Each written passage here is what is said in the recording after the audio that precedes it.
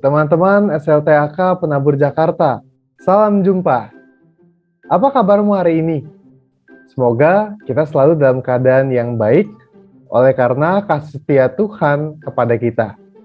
Di sela-sela proses belajar kita sampai dengan saat ini, kita memiliki kesempatan untuk sejenak berefleksi tentang hidup, karakter, sampai dengan sikap kita loh. Apakah sikap kita telah mencerminkan Tuhan? Apakah kita telah menjadi apa yang Tuhan kehendaki?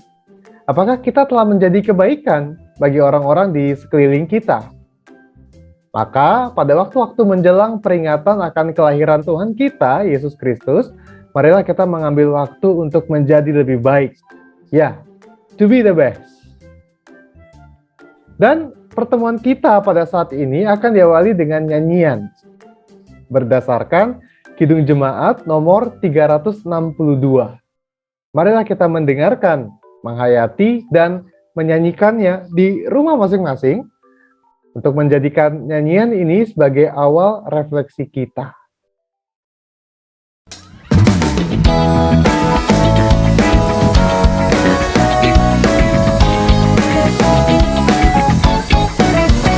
Aku milikmu, Yesus Tuhanku, ku dengar suaramu, ku merindukan datang mendekat, diraih olehmu. Mari aku dan dekatkan pada kaki salibmu. Mari aku raih dan dekatkanlah ke sisimu, Tuhanku.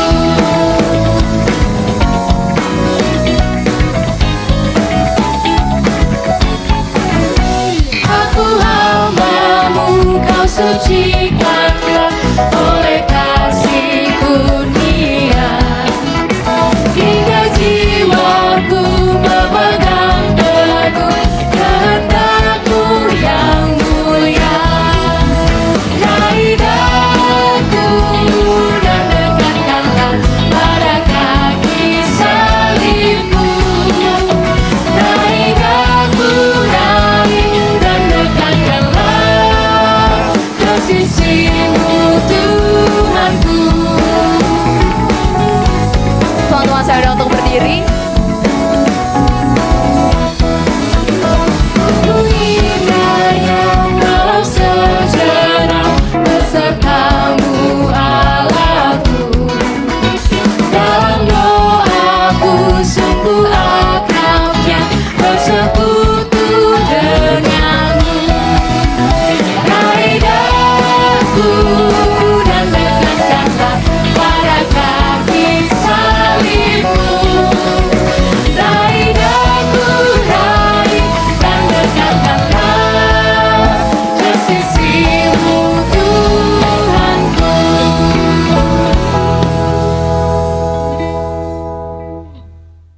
Dan untuk mengawali pertemuan kita hari ini, marilah kita berdoa bagi pimpinan Tuhan terhadap kita. Mari kita berdoa.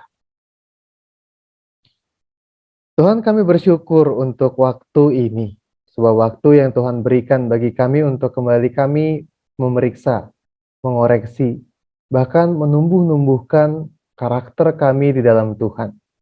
Biarlah semua ini tidak berjalan dengan sia-sia oleh karena kehadiran Tuhan di antara kami.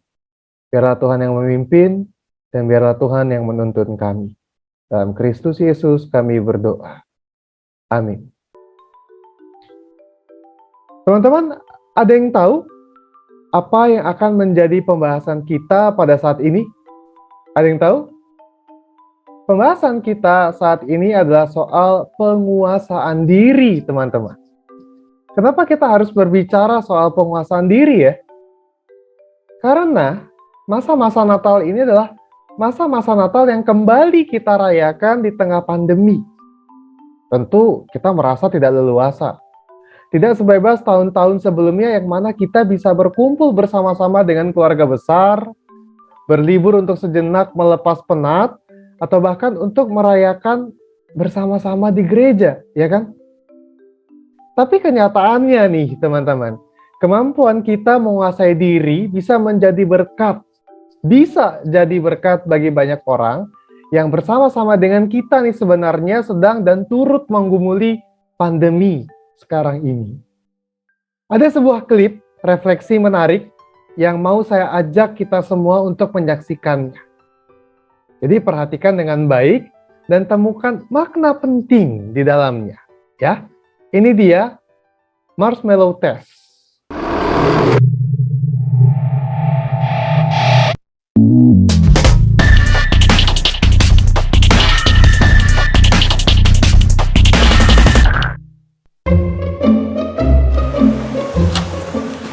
Okay, sit in that chair. All right, here's the deal. Marshmallow for you. You can either wait, and I'll give you another one if you wait, or you can eat it now. When I come back, I'll give you another one, so then you'll have two. But stay in here and stay in the chair till I come back, okay? All right.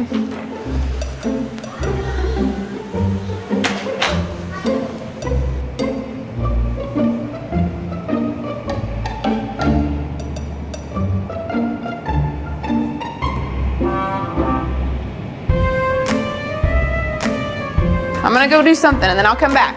It smells yummy. It smells really good.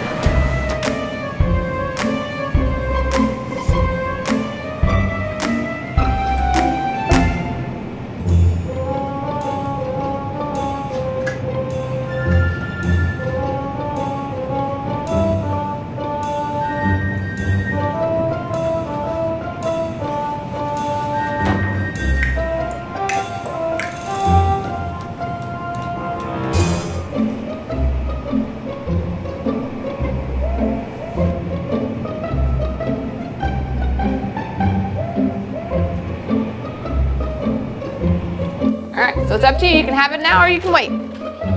Okay?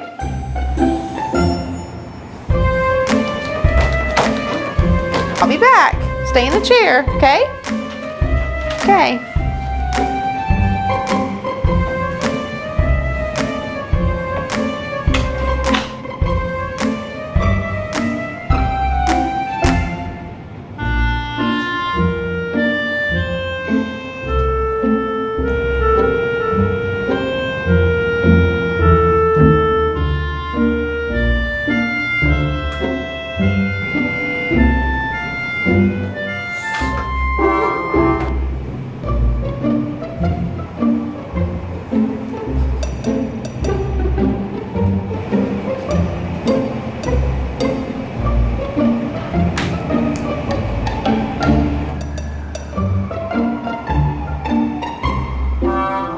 All right, so I'm gonna leave and then I'll come back, okay?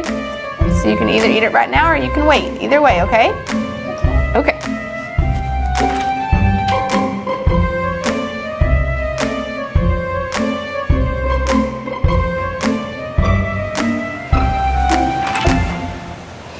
How'd you do?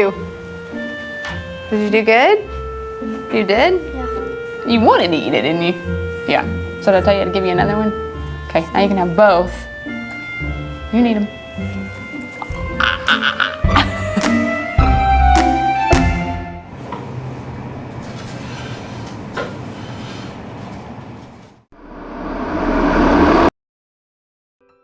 Nah, gimana teman-teman? Sudah menyaksikan dan menyimak dong klip yang tadi? Jadi teman-teman, Walter Mischel, seorang psikolog dari Stanford University, pernah melakukan nih sebuah eksperimen, kemudian dikenal dengan istilah percobaan marshmallow. Ya, Mischel memberi sejumlah marshmallow kepada sejumlah anak nih yang berusia 4 tahun.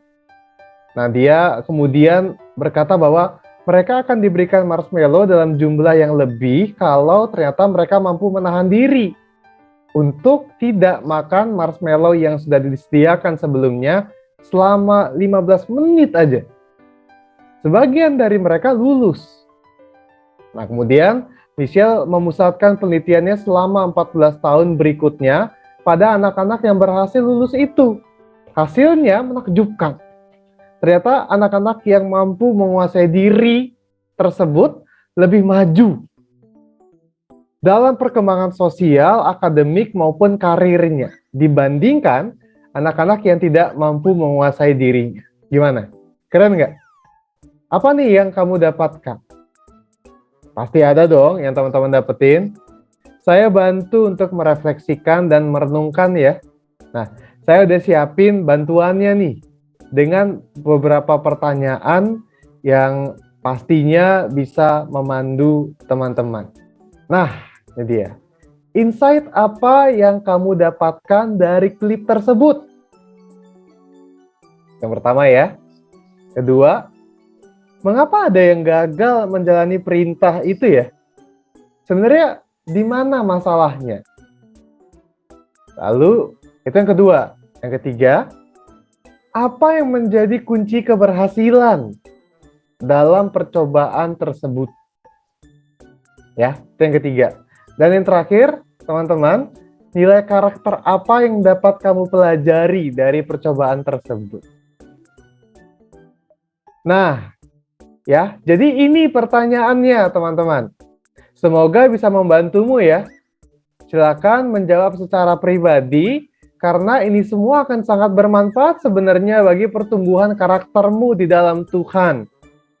Bagimu, diberikan waktu yang cukup banget, pasti cukup banget nih. Jadi pakai dengan baik, jangan lupa dalam berefleksimu ini juga minta pertolongan Tuhan ya. Silakan teman-teman punya waktu untuk menjawabnya terlebih dahulu.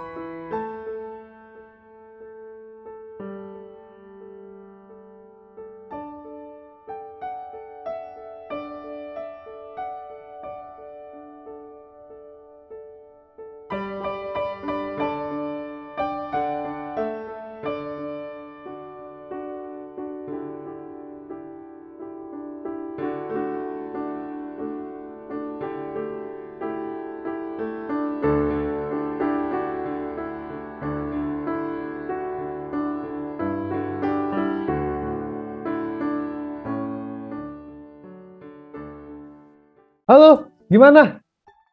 Apakah kamu telah merefleksikan klip tadi di dalam pertanyaan-pertanyaan yang sudah diberikan? Sudah? Sejauh mana nih kamu sudah merefleksikannya? Sejauh mana?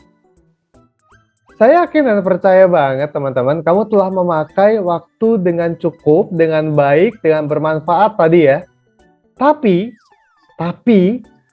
saya punya satu klip lagi yang akan membuat kamu semakin terbantu untuk berefleksi nih. Klip ini akan membantu kita tahu manfaat dari kemampuan untuk menguasai dan menahan diri yang ternyata bermanfaat banget dalam hal-hal baik di hidup kita. Nah, ini dia teman-teman. Lo ngerasa nggak sih kalau nahan diri itu bisa jadi hal yang susah banget buat dilakuin? Padahal memang dari kecil ya kita udah mungkin sering ya disuruh-suruh atau diajarin gitu soal ini. Mungkin dulu awalnya kita diajarin buat nahan diri, self-control gitu ya, pas kita belajar puasa. Atau nahan diri supaya nggak ngobrol gitu pas upacara, baris berbaris yang benar.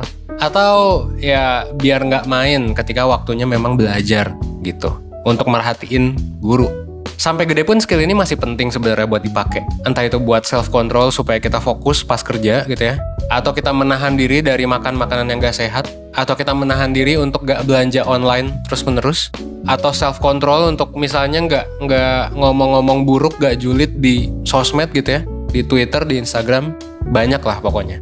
Sayangnya walaupun kita udah diajarin dari kecil ya, self-control tetap bisa jadi sesuatu yang susah buat dilakuin gitu. Dan di sekolah juga kita nggak pernah belajar tentang ini secara serius dan secara formal gitu kan.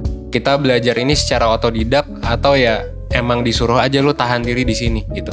Dan kemungkinan besar juga dari dulu kita diajarin buat menahan diri ya cuma dengan dibilangin lo harus bisa self control ya, lo harus bisa mengendalikan diri ya gitu.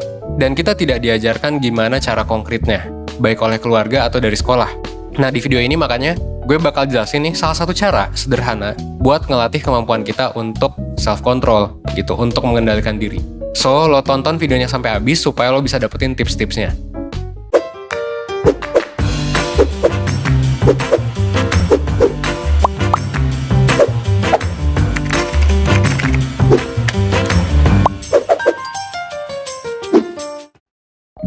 Oke, sebelum bahas soal cara ngelatih self-control, gue mau ngebahas nih, apa sih sebenarnya self-control itu?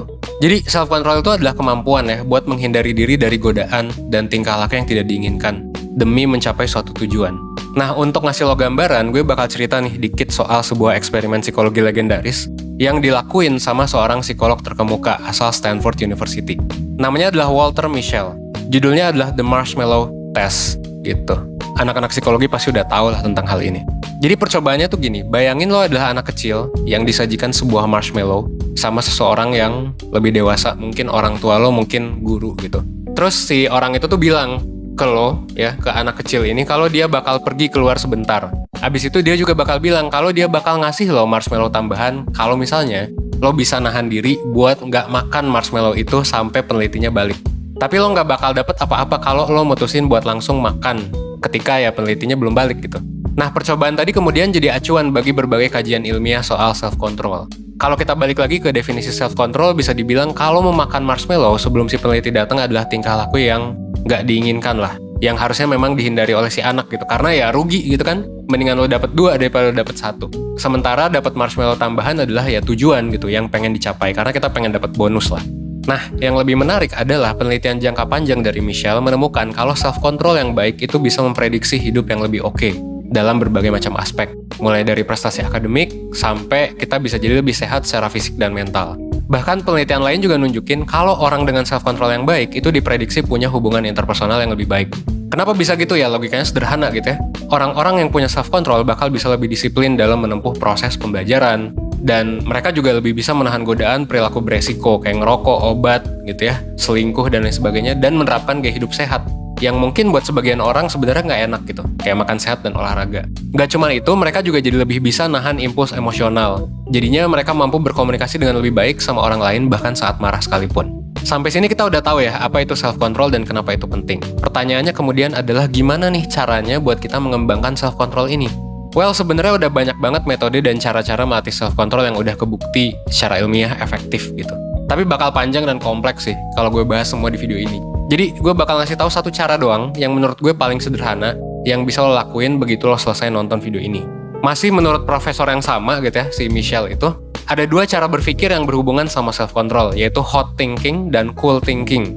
Cool thinking adalah cara berpikir yang lebih lambat, kompleks, dan berpusat di frontal lobe, atau bagian otak kita yang lebih rasional. Jadi intinya eksekutif nih, yang ngatur fungsi berpikir yang kompleks gitu. Contohnya kayak self-control tadi. Kebalikan dari cool thinking adalah hot thinking, yang ya ini adalah cara berpikir yang sederhana, cepat, dan sifatnya emosional. Kenapa? Karena ini berpusat di amigdala, bagian otak yang ngatur emosi. Simpelnya cool thinking itu lebih cenderung hati-hati ya, dan cenderung rasional, sementara hot thinking itu cenderung impulsif dan emosional. Nah, hal inilah yang bikin orang jadi lebih susah buat mengontrol diri ya ketika dia lagi hot thinking gitu. Kalau di marshmallow test, seorang anak bisa dibilang pakai cool thinking kalau misalnya ketika dia ngelihat marshmallow, dia fokus mikirin bentuk marshmallow yang kayak awan dibandingkan rasanya. Tapi kalau anak tadi fokus mikirin nikmatnya makan marshmallow, berarti dia lagi pakai hot thinking. Dan dia jadi lebih gampang kegoda buat makan marshmallow. Ibaratnya kayak dispenser di rumah sih. Kan ada dua keran ya, keran hot yang airnya panas sama keran cool yang airnya biasa aja gitu. Bayangin kalau misalnya tangan lo kena air nih dari keran yang hot gitu. Kemungkinan besar ya lo bakal lebih reaktif kalau kena air dari yang hot daripada kalau kecipratan dari cool gitu. Nah, hal yang sama berlaku kalau kita mikirin sesuatu pakai hot thinking. Ketika kita mikir pakai hot thinking, kita bakal lebih gampang bereaksi dan ya hampir nggak bisa mikirin gitu ya, baik dan buruk dari suatu hal. Apalagi sampai kepikiran buat self-control gitu. Sebaliknya, kalau cool thinking ya ini bisa ngebantu untuk kita ngelatih self-control, mulai dari ngontrol diri supaya nggak makan marshmallow, sampai ngontrol perasaan marah dan perasaan negatif lainnya. Nah, terus gimana nih cara buat mengaktifkan cool thinking? Nah, kayak yang udah dibahas tadi ya, lo bisa mulai dengan nyoba untuk pindahin fokus lo tentang suatu hal dari aspek yang menggugah, yang arousing ke aspek lain yang lebih netral. Misalnya, kalau lo pengen nahan diri dari ngerokok, lo bisa coba alihin pikiran lo kayak, oh nikmat nih ngerokok abis makan gitu. Ke hal lain, lo coba alihin tuh pikirannya ke yang lebih netral dan objektif. Wah, rokok ini warnanya putih gitu. Wah, rokok ini mereknya X. Dari situ kita ngehack otak kita buat mikirin rokok pakai frontal lobe yang lebih rasional dengan merhatiin detail-detailnya, bukan amigdala yang emosional. Kalau udah kayak gitu ya harapannya kita bisa lebih mudah dalam ngelakuin self-control. Latihan berpikir kayak gini juga emang gak mudah, tapi bisa lo kuasai. It's okay, pelan-pelan aja, 1% tiap hari juga gak apa-apa. Nah, lihat dong. Secara ilmiah aja udah membuktikan sebenarnya bahwa ketika kita bisa menguasai diri, maka kita akan mengalami perkembangan karakter yang sangat baik. Bayangin, kalau kita bisa kuasain diri. Kalau banyak orang bilang bahwa diri kita ini bisa menjadi musuh yang sulit dihadapi bahkan oleh kita sendiri. Pada saat kita bisa menguasai diri, maka diri kita ini akan jadi menyenangkan. Menyenangkan buat kita sendiri dan tentunya buat orang lain. Percaya deh. Nah, sekarang kita punya waktu nih. 15 menit untuk beristirahat supaya kita tetap bisa fokus. Dan setelahnya kita akan lanjutkan kembali. Selamat beristirahat sejenak.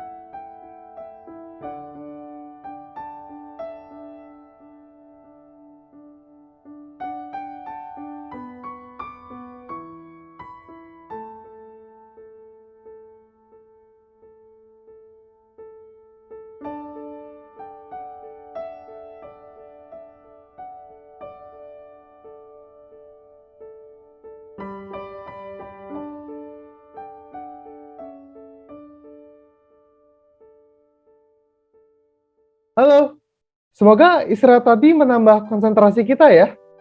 Teman-teman, tahu nggak? Sebenarnya penguasaan diri itu juga dikatakan di dalam Alkitab sebagai sesuatu yang baik. Tahu nggak, teman-teman? Pasti tahu dong ya. Betul banget, teman-teman. Penguasaan diri itu juga menjadi salah satu rangkaian dari buah roh yang dicatat di dalam Galatia pasal 5 ayat 22 sampai dengan ayat 23. Dengan kata lain, kalau kita mau hidup di dalam roh, maka penguasaan diri menjadi satu bagian yang juga sangat penting untuk kita miliki. Kenapa sepenting itu sih sebenarnya?